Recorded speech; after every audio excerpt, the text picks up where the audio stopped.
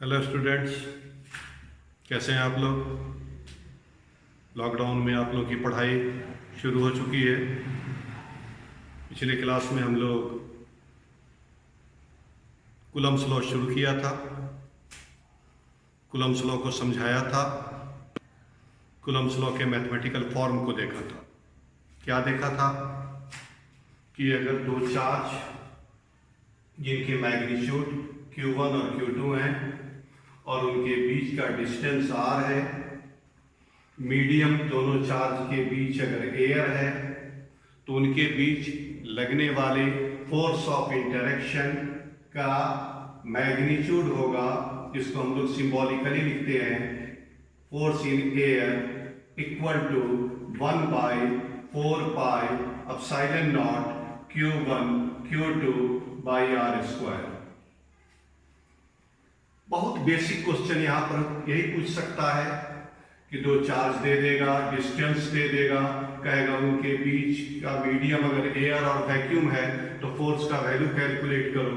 तो तुम जान 1/4 पाई एप्सिलॉन 0 का वैल्यू यहाँ मालूम है, पिछले क्लास में बता चुके हैं, 9 × 10 का पावर 9।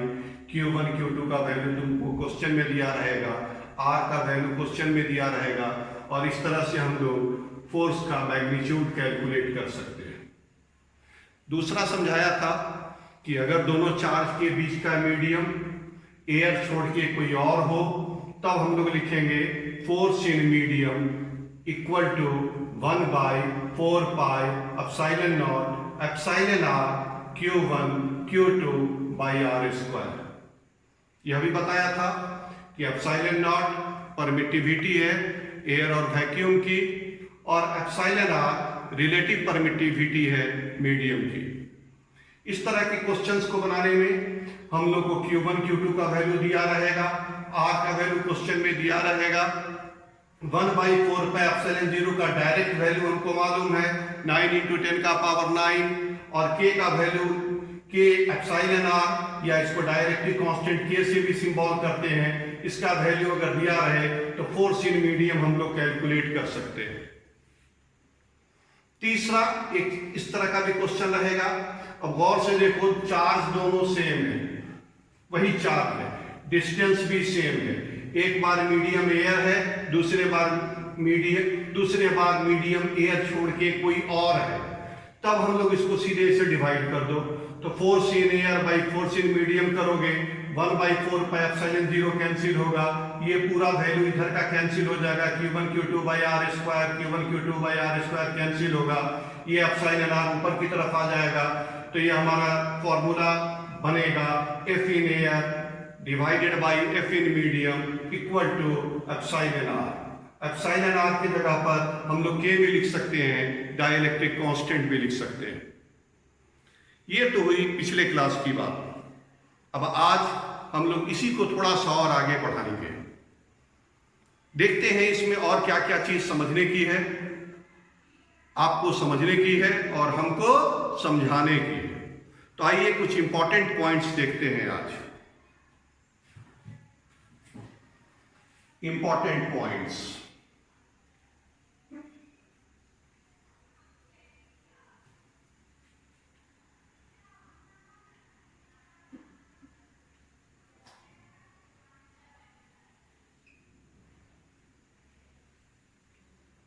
यह जो इलेक्ट्रोस्टैटिक फोर्स है,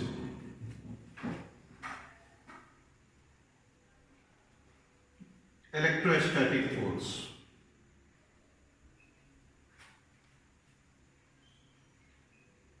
acts along the line, acts along the line, along the line joining the two charges,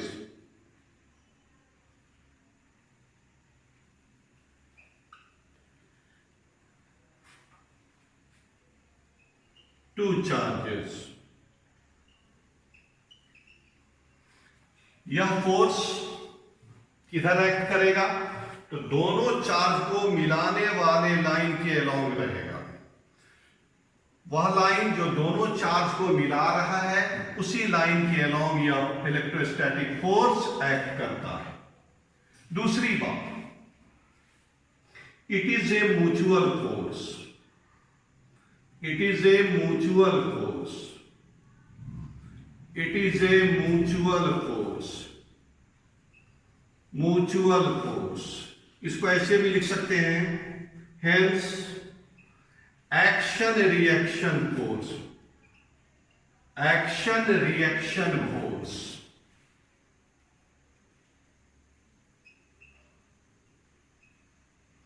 Action reaction force. क्या कहने का मतलब हुआ? परस्पर बल है, म्यूचुअल फोर्स है, यानी एक चार्ज के कारण दूसरे पर फोर्स लगेगा तो दूसरे चार्ज के कारण पहले पर ही फोर्स लगेगा। अब इस बात को ऐसे समझो, यहां इस फिगर में देखो, यार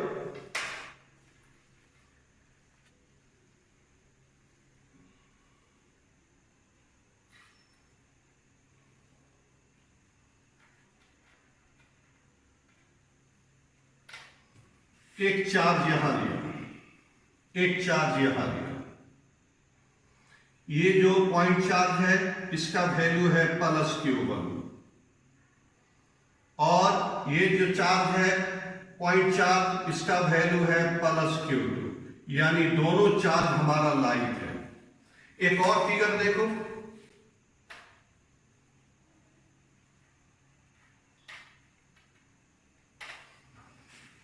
अब यहां पर एक हम अनलाइक चार्ज लेके दिखा रहे हैं, ये है +Q1 और ये है -Q2। अब हम लोग फोर्स को देखेंगे, फोर्स के डायरेक्शन को देखेंगे, फोर्स के डायरेक्शन को देखेंगे। इस +Q1 पर +Q2 के कारण फोर्स तो आपको बताया जा चुका है, आप खुद भी जानते हैं, अब आप बहुत कुछ सीख चुके हैं कि लाइक चार्ज एक दूसरे को रिपेल करता है। तो यह +Q1 चार्ज इस +Q2 चार्ज से रिपेल होगा, रिपेल होगा तो डायरेक्शन ऐसे इस Q1 Q2 से रिपेल होगा, तो फोर्स का डायरेक्शन इसी लाइन पर ऐसे बाहर की तरफ होगा। लिखने का तरीका, force on Q1 due to Q2, तो लिखेंगे F12 और वेक्टर का साइन दे देंगे क्योंकि डायरेक्शन लिया है। अब इसी तरह से इस +Q2 पर देखो, तो यह +Q2 चार्ज इस +Q1 चार्ज से रिपेल होगा, रिपेल होगा, ये +Q2 इस +Q1 से रिपेल होगा, तो फोर्स लगेगा इस तरह से बाहर की तरफ। अब यह फोर्स किस पर लग रहा है? Q2 पर, तो लिखेंगे F2। किसकी वजह से लग रहा है? Q1 की वजह से, तो लिखेंगे F21। F21 का मतलब force on Q2 due to Q1। अगर ये QA रहता, ये QB रहता, तब लिखते FAB, इधर लिखते ये QB है, ये QA है, तो लिखेंगे FBA, FBA। अब यहां आओ, ये जोड़ा क्या है? अनलाइक चार्ज है, अनलाइक चार्ज के बीच अट्रैक्शन। अब इसमें फोर्स हम कैसे दिखाएंगे? सो देखो, ये पॉजिटिव चार्ज +Q1 इस निगेटिव चार्ज -Q2 से अट्रैक्ट होगा, पॉजिटिव निगेटिव से अट्रैक्ट होगा, तो दोनों चार्ज को मिलाने वाले लाइन पर ऐसे एरो का निशान देंगे, यही फोर्स का डायरेक्शन होगा। किस पर फोर्स दिखा रहे हैं? Q1 पर, तो लिखेंगे F1। किसकी वजह से? Q2 की वजह से, तो F12। क्लियर हो गई बात? अब इस पर देखा जाए, क्या कौन सा चार्ज है? निगेटिव इस पॉजिटिव से अट्रैक्ट होगा, निगेटिव इस पॉजिटिव से अट्रैक्ट होगा, Q2 -Q2 +Q1 से अट्रैक्ट होगा, तो फोर्स लगेगा इसी दोनों चार्ज को मिलाने वाले लाइन पर अंदर की तरफ। किस पर यह फोर्स ले रहे हैं? Q2 पर। किसकी वजह से? Q1 की वजह से। क्लियर? अब यहां पर कंक्लूजन मिल क्या रहा है? तो मिल यह रहा है कि दोनों फोर्स का मैग्नीट्यूड बराबर है। मैग्नीट्यूड इसलिए बराबर है कि चार्ज का प्रोडक्ट बराबर है, डिस्टेंस बराबर है। इधर से फोर्स लो तो या इधर से फोर्स लो तो डिस्टेंस यही है। तो फोर्स का मैग्नीट्यूड बराबर है, और फोर्स का मैग्नीट्यूड बराबर है तो लिख दिया फोर्स का मैग्नीट्यूड बराबर है F12 इक्वल टू F21। अब दूसरा देखो, दूसरी बात कि दोनों का डायरेक्शन एक दूसरे के अपोजिट है।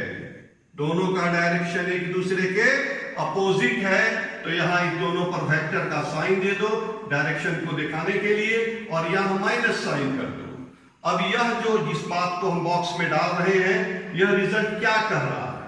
यह रिजल्ट कह रहा है कि F12 force on charge Q1 due to Q2 equal है, अपोजिट है force on charge Q2 due to Q1। तो यानी हम कह सकते हैं कि यह म्यूचुअल फोर्स है। एक चार्ज दूसरे पर फोर्स लगा रहा है तो दूसरा चार्ज भी पहले पर फोर्स लगा रहा है।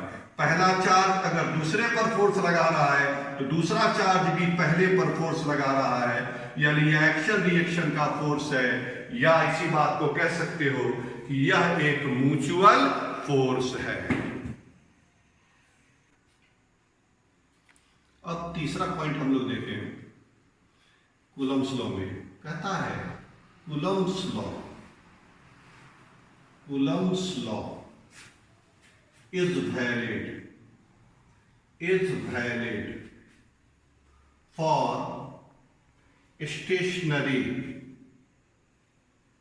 stationary का मतलब rest, point charges.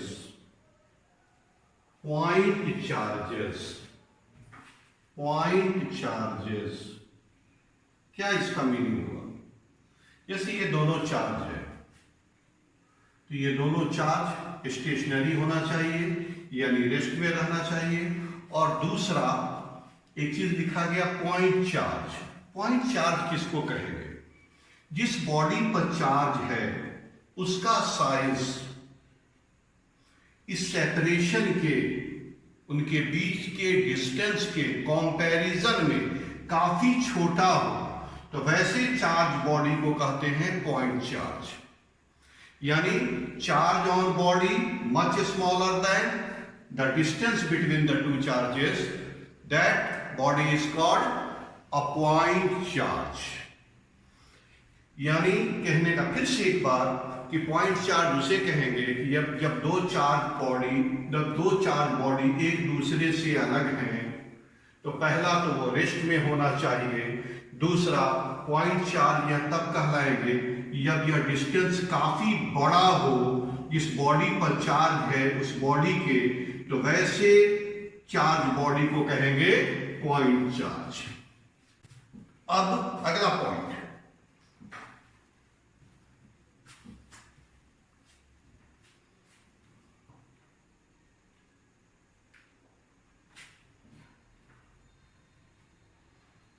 it is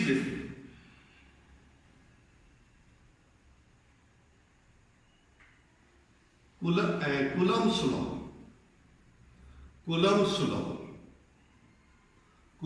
law is ranging from nuclear dimensions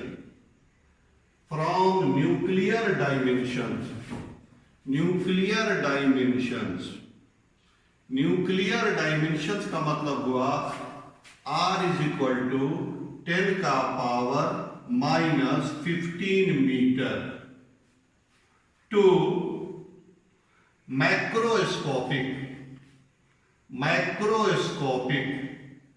distances. Macroscopic distances कहने का मतलब हुआ कि R इज इक्वल टू 10 का पावर 18 मीटर। अब इससे क्या मीनिंग निकलता है? यह फोर्स का जो फॉर्मूला है 1/4πε0 Q1 Q2 by R square. इस फॉर्मूला में ये डिस्टेंस कहां से कहां तक हो, 10 का पावर -15 मीटर, जिसे हम लोग न्यूक्लियर डायमेंशन भी बोलते हैं, से 10 का पावर 18 मीटर तक रहेगा। तो हम लोग इस फोर्स को कैलकुलेट कर सकते हैं। इलेक्ट्रोस्टैटिक फोर्स एक्ट करेगा और इस फॉर्मूला से उसको कैलकुलेट कर सकते हैं। एक चीज और देखो, बोर्ड में कभी कभी कहता है कि लिमिटेशंस लिखो कूलम्स लॉ का, तो ये दोनों पॉइंट तुम्हारा लिमिटेशंस के लिए भी हो गया कि लिमिटेशंस ऑफ कूलम्स लॉ पूछेगा तो हमको इसी दोनों पॉइंट को लिख देना है। ये हमारा लिमिटेशंस हो गया किसका, of Coulomb's law, limitations of Coulomb's law. आगे बढ़े। अब हम लोग अगले पॉइंट की तरफ बढ़ते हैं कि यह जो फोर्स है यह एक कंजर्वेटिव फोर्स है। यह फोर्स एक कंजर्वेटिव फोर्स है। यह force, electrostatic force, is a conservative force. Electrostatic force, electrostatic force is a conservative force. Objective में क्वेश्चन पूछ सकता है, 4 ऑप्शन देगा, जिसमें आप टिक करेंगे कंजर्वेटिव फोर्स को। अब जहन में बात आ रही होगी कि कंजर्वेटिव फोर्स क्या है, तो याद करो 11th क्लास में वर्क पावर एनर्जी में कंजर्वेटिव फोर्स को बहुत डिटेल्स में पढ़ाए थे। यहां पर सिर्फ 2 पॉइंट याद रखो। पहली बात कि कंजर्वेटिव फोर्स वह फोर्स है जिस फोर्स द्वारा किया गया वर्क डन पाथ से, एक्चुअल पाथ से इंडिपेंडेंट होता है। कंजर्वेटिव फोर्स वह फोर्स है जिस फोर्स द्वारा किया गया work done path, actual path से इंडिपेंडेंट होता है। और सेकंड पॉइंट कि क्लोज पाथ पर कंजर्वेटिव फोर्स द्वारा किया गया वर्क डन 0 होता है। अगला पॉइंट है electrostatic force is a central force. Electrostatic force, electrostatic force, electrostatic force is a central force, is a central force means it acts along the line joining the two charges। यह उस line के along लगेगा जो दोनों charge को मिला रहा है। अगला पॉइंट इलेक्ट्रोस्टैटिक फोर्स, यहां तक बढ़े आगे। इलेक्ट्रोस्टैटिक फोर्स कंजर्वेटिव फोर्स है, सेंट्रल फोर्स है। अब आगे बढ़ेंगे बच्चे कि electrostatic force, electrostatic force, electrostatic force is much greater than, काफी बड़ा होता है, is much greater than the gravitational force, much greater than the gravitational force. Gravitational force, gravitational force पढ़े हैं, कहां पढ़े हैं, 11th क्लास में ग्रेविटेशन चैप्टर में, न्यूटन्स लॉ ऑफ ग्रेविटेशन में। ग्रेविटेशनल फोर्स का फॉर्मूला F = Gm1m2/r²। लिखा क्या, इसको सिंबॉलिकली ऐसे याद रख सकते हो कि इलेक्ट्रोस्टैटिक फोर्स Fe काफी बड़ा है Fg से। Fe काफी बड़ा है Fg से।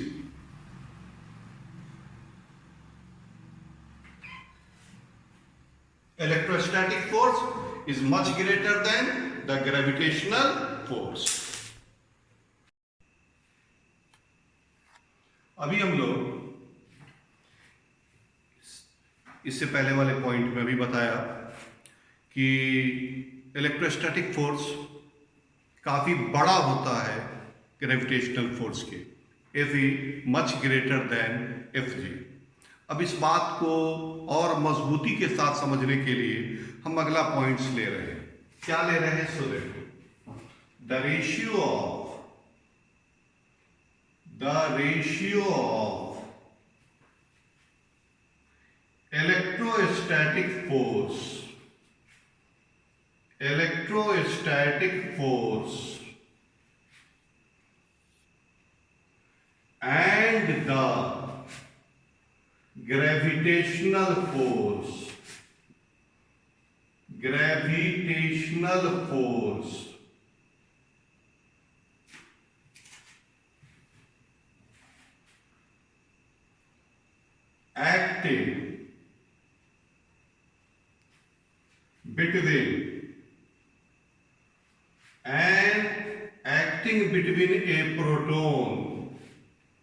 acting between a proton and an electron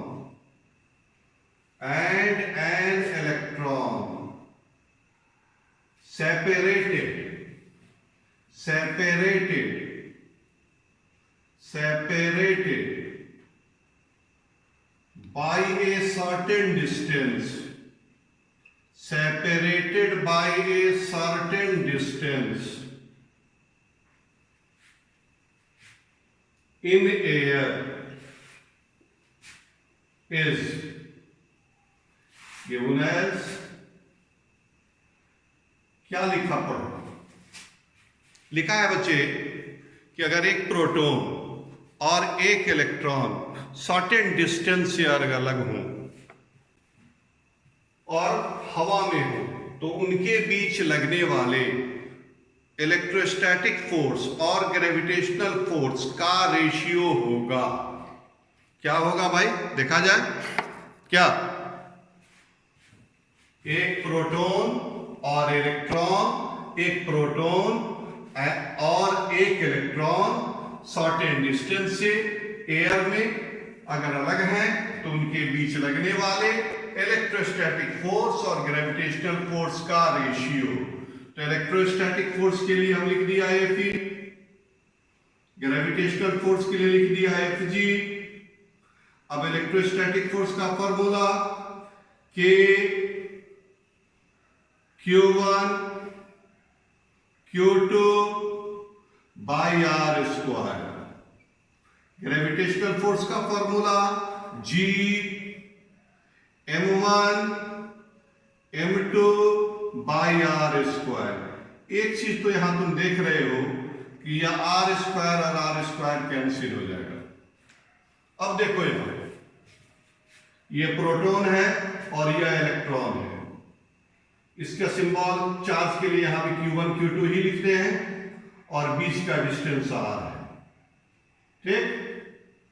अब देखिए Q1 क्या है, तो प्रोटॉन है, प्रोटॉन पर चार्ज प्लस E, जब यहां लिखेंगे तो प्लस E और माइनस E ना लिख करके सिर्फ मैग्नीट्यूड लिखेंगे। तो K चार्ज ऑन प्रोटॉन का मैग्नीट्यूड स्मॉल e, फिर Q2 इलेक्ट्रॉन है, इलेक्ट्रॉन पर charge minus E, magnitude E, सिर्फ मैग्नीट्यूड लिखेंगे, divided by G gravitational constant, M1 proton का मास ऑफ प्रोटॉन के लिए सिंबल ले रहे हैं MP, और M2 मास ऑफ इलेक्ट्रॉन के लिए सिंबल ले रहे हैं Me। तो हमारा रिजल्ट क्या आ गया, हमारा रिजल्ट आ गया बच्चे Fe divided by Fg, Fe divided by Fg equal K E square divided by gravitational constant capital G, mass of proton MP, mass of electron Me। अब इस रेशियो को गौर से देखो तो यह सारा कांस्टेंट वैल्यू है। K electrostatic force constant, K electrostatic force constant, इसका value 1/4 pi epsilon 0, 1/4 pi epsilon 0। Numeric value 9 into 10 का पावर 9 न्यूटन मीटर स्क्वायर पर कूलम्ब स्क्वायर। इसके बाद आगे बढ़ो, E का वैल्यू आप सब आदमी जानते हैं, 1.6 इंटू 10 का power -19 coulomb. Capital G gravitational constant, gravitation chapter में पढ़ाया गया है 11th क्लास में, आप जरूर पढ़े होंगे। 6.67 इंटू 10 का पावर -11 न्यूटन मीटर स्क्वायर पर केजी स्क्वायर। अब इसके आगे बढ़िए फिर अगले कांस्टेंट की ओर। मास ऑफ प्रोटॉन 1.67 इंटू 10 का power -27 kg। Me, what is Me? Me is mass of electron। Me क्या है यहाँ? तो इलेक्ट्रॉन का मास है 9.1 इंटू 10 का पावर -31 kg।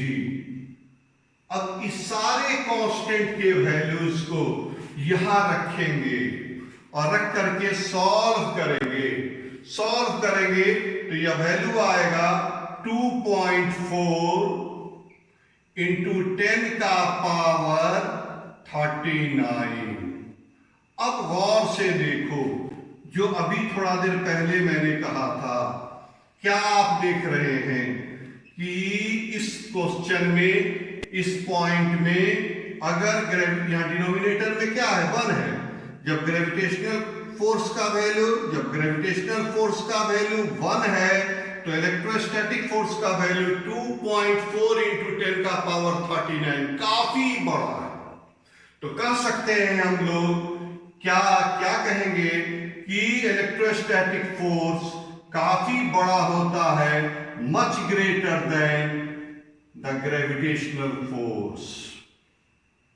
कभी कभी इस तरह का रेशियो में, खास करके एनसीईआरटी में देखिएगा 1.4 है शायद एग्जाम्पल में, अगर 2 इलेक्ट्रॉन रहेगा तब यहां पर क्या करना है? खाली मास ऑफ प्रोटॉन की जगह यहां भी मास ऑफ इलेक्ट्रॉन हो जाएगा।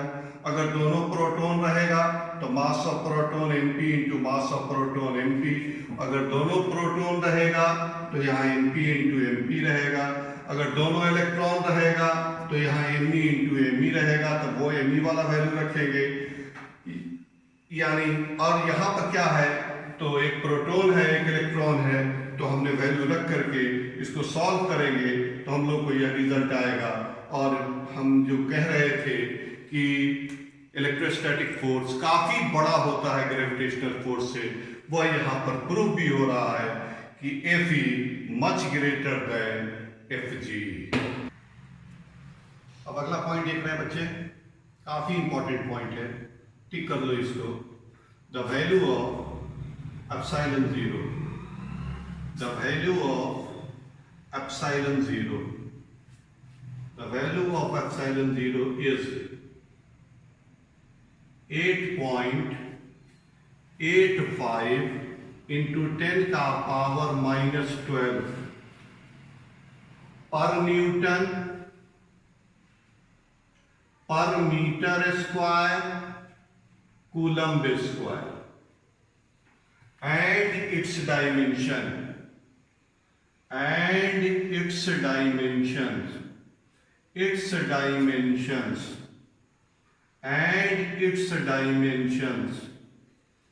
एप्सिलॉन 0 का डायमेंशन याद रखना है, ये बोर्ड में पूछता है, वैल्यू भी पूछता है।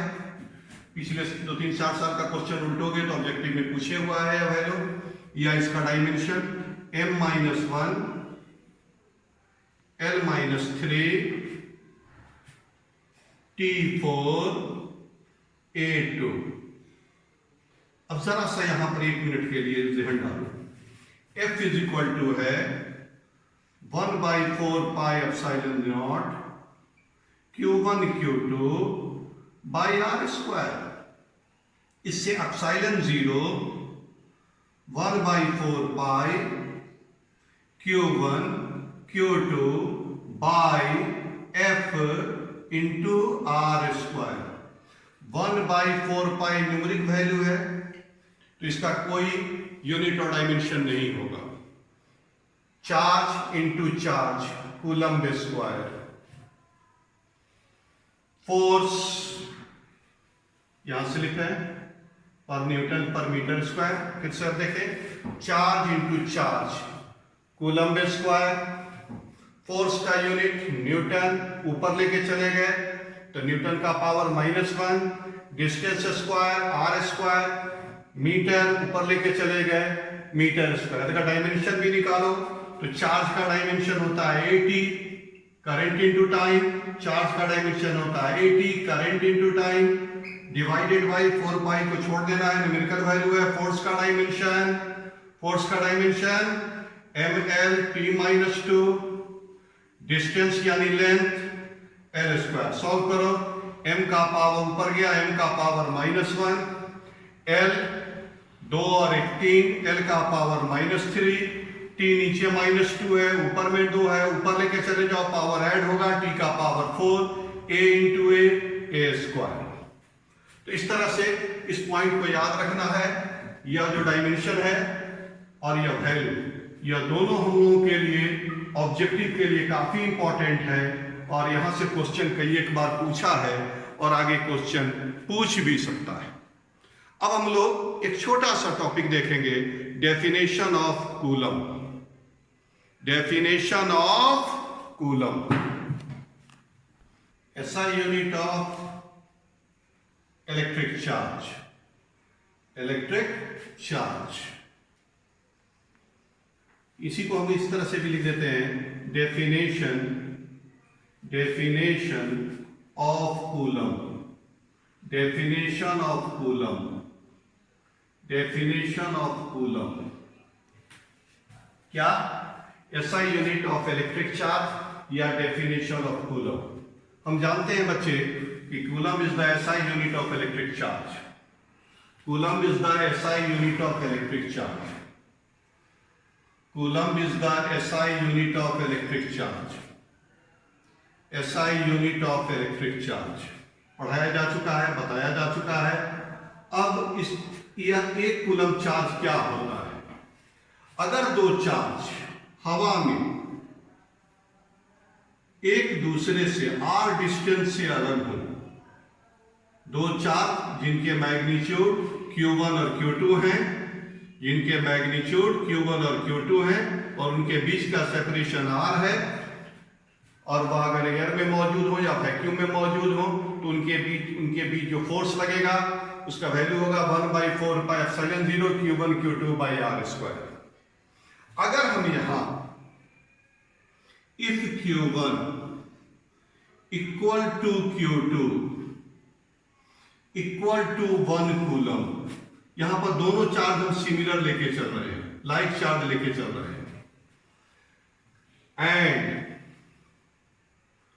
डिस्टेंस r भी उनके बीच का 1 मीटर है, तब देखो फोर्स क्या लगेगा। तो फोर्स लगेगा F is equal to 1/4 pi epsilon 0 का वैल्यू बोलो कितना होता है? 9 इंटू 10 का power 9, Q1 is 1, Q2 is 1 by 1 square is equal to 9 into 10 का पावर 9 न्यूटन। अब यहां से कूलम को डिफाइन करेंगे। 1 coulomb charge is that amount of charge which repel an equal and similar charge with a force of 9 to 10 का power 9 Newton when placed in air at a distance of 1 meter from each other। एक coulomb charge वह charge है जो अपने जैसे एक similar charge से हवा में अगर 1 मीटर की दूरी पर रखा हो तो उनके बीच फोर्स लगेगा 9 इंटू 10 का पावर 9 न्यूटन। तो हमको पूछ सकता है कि डिफाइन कूलम, तो हम इस तरह से लिखेंगे, hence 1 coulomb charge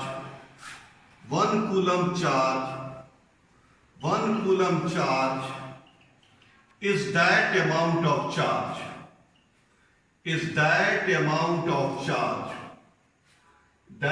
amount of charge, hence 1 coulomb charge is that amount of charge which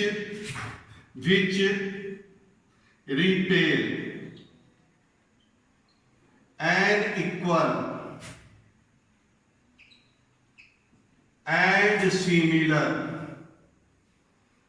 and similar इसलिए कि यहां पर इक्वल वर्ड लिखे हैं तो दोनों चार्ज या तो पॉजिटिव लेंगे या निगेटिव लेंगे। An equal and similar charge by a force of 9 into 10 का पावर 9 न्यूटन, 9 into 10 का power 9 Newton when placed in air, medium यहां पर एयर ले रहे हैं डिफाइन करने के लिए, in air at a distance of 1 meter, at a distance of 1 meter from each other,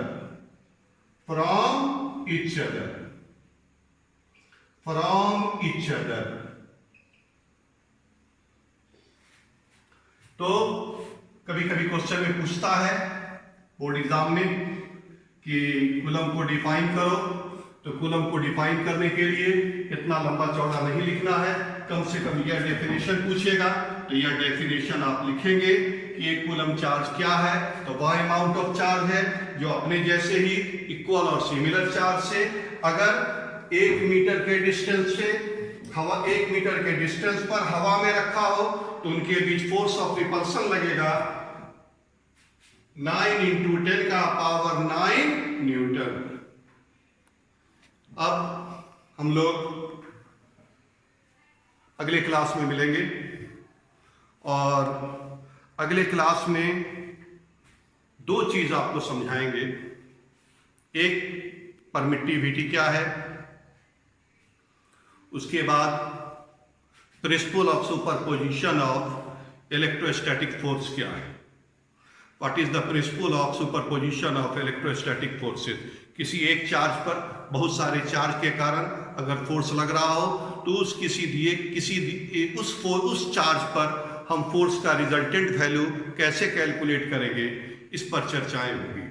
आज के लिए थैंक यू। घर पर पढ़ें, मस्त रहें, घर में रहें और जो पढ़ाया जा रहा है उसको गौर से देखें, 2 बार 3 बार 4 बार रिपीट करके देखें और इस वीडियो को सब्सक्राइब कर दें और लाइक भी कर दें। आजकल बड़ा कॉमन वर्ड है लाइक एंड सब्सक्राइब। चलो अगले क्लास में मिलते हैं। Thank you.